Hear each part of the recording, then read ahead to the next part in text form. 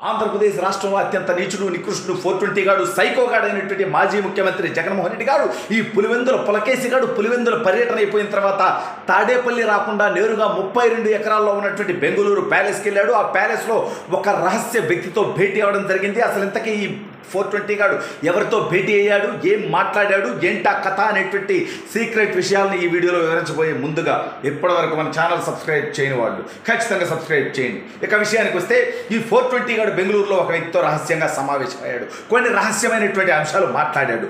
ఏంటయ్యా అంటే ఈ దౌర్భాగ్యుడికి వచ్చింది 11 సీట్లు. అందులో ఎంతమంది ఉంటారో పోతారో తెలియదు.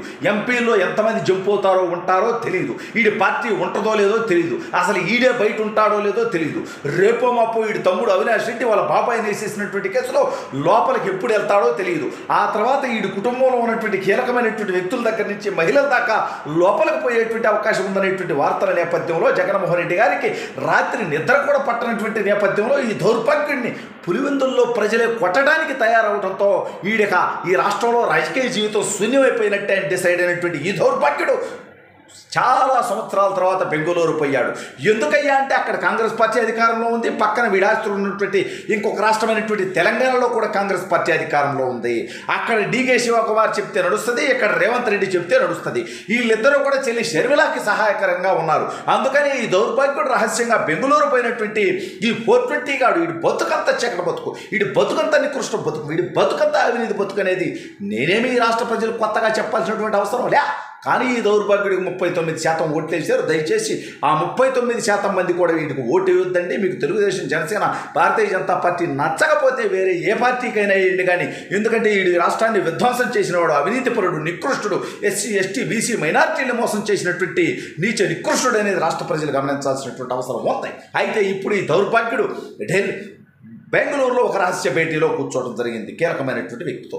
ఎవరయ్యా ఆయనంటే కర్ణాటక డిప్యూటీ సీఎంగా ఉన్నటువంటి డీకే శివకుమార్ గారితో. ఏం మాట్లాడుంటాడు అక్కడ అంటే ఈ మధ్య ఈ దౌర్భాగ్యుడు గత వారం రోజుల నుంచి మనం ఒకటి చూస్తూ ఉన్నాం.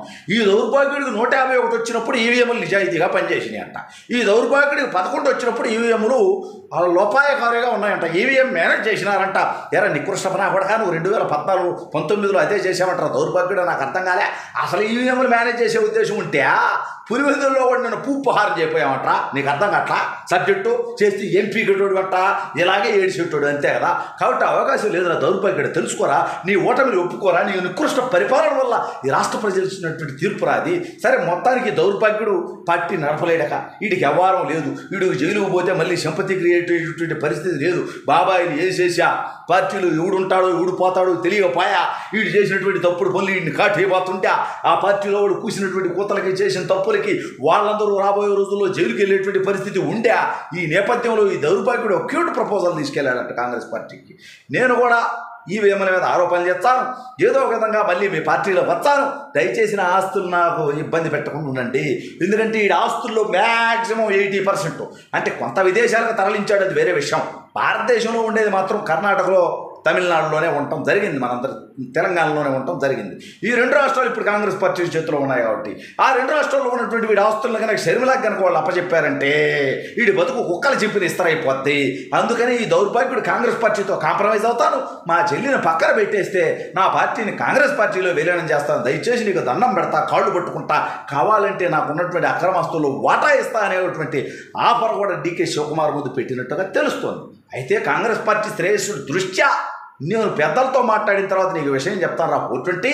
బట్ నువ్వు ఒక దొంగవాడివి, దోపిడీదారుడివి, నికృష్టుడు 420 గాడు అనేది రాహుల్ గాంధీ గారికి కూడా ఉన్నటువంటి అభిప్రాయం రా దౌర్భాగ్యుడా. ఎందుకంటే నీ తండ్రిని 2 సార్లు ముఖ్యమంత్రి చేసినటువంటి కాంగ్రెస్ పార్టీకి వెన్నుపాటు పడిచి పార్టీ నుంచి బయటకు వచ్చినటువంటి దౌర్భాగ్యుడు రా నువ్వు జగన్మోహన్ రెడ్డిగా అన్నట్టుగా అతను కూడా ఇంటర్నల్గా తిట్టినప్పటికీ ఈ దౌర్భాగ్యుడికి అధికారం ఉంటేనే కదా అధికారం. అదం రఘురామకృష్ణరాజు గారి దగ్గర నుంచి నా దాకా అనేక మంది మీద అక్రమ కేసులు పెట్టి 3rd డిగ్రీ ప్రయోగించావు కదరా, కొట్టించావు కదరా నా కొడక. ఈ రాష్ట్రంలో అడుగు పెట్టకుండా చేసావు కదా నువ్వు రఘురామకృష్ణరాజు గారిని. నువ్వు మగాడు అయితే, నీకు మగతనం ఉంటే, సక్రమంగా పుట్టుంటే నా కొడక ఇప్పుడు రా బయటికి రోడ్డు మీదకి రా. నువ్వు నేను ఇండివిజువల్గా పొట్టుగాడు నేను సింహం పక్క బుచ్చంటారు కదరా. జగన్మోహన్ రెడ్డిగా నా కొడక రారా నువ్వు నేను చూసుకున్నావురా? ఎవడి మగతనం ఏందో చూసుకున్నావు, ఎవడి సత్తా ఏందో చూసుకున్నావు, ఎవడి దంపేందో చూసుకున్నావురా? 100 మంది పోలీసుల్ని, లక్షల మంది కార్యకర్తల్ని అధికారాన్ని అడ్డం పెట్టుకుని ఏదో పేకటం కాదురా మగతనం. దమ్ముంటే 1 to 1 రావాలి పప్పు నా కొడక. పాయింట్ నాకు ఒక జగన్మోహన్ రెడ్డి గారు ఇన్ని మాటలు ఎందుకు మాట్లాడుతుంటారే, నువ్వు మమ్మల్ని పెట్టినటువంటి ఇబ్బందులు ఎట్టండి, చేసినటువంటి టార్చర్లు అట్టండి, నా కొడక సరే ఈ సబ్జెక్ట్ పక్కన పెడదాం ఇప్పుడు కాసేపు.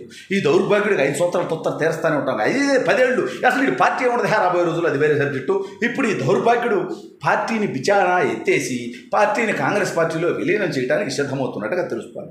వాస్తవంగా ఈ దౌర్భాగ్యుడు భారతీయ జనతా పార్టీతోనే సంప్రదిద్దామని ప్రయత్నం చేస్తే వాళ్ళు ఈ దౌర్భాగ్యుడిని దగ్గర చేసుకుంటే ప్రజలు చీకొడతారనేటువంటి ఉద్దేశంతో, ప్రజల్లో వ్యతిరేకత వస్తుందనేటువంటి ఉద్దేశంతో భారతీయ జనతా పార్టీ వీడిని చీపమ్మన్నట్టుగా తెలుస్తోంది.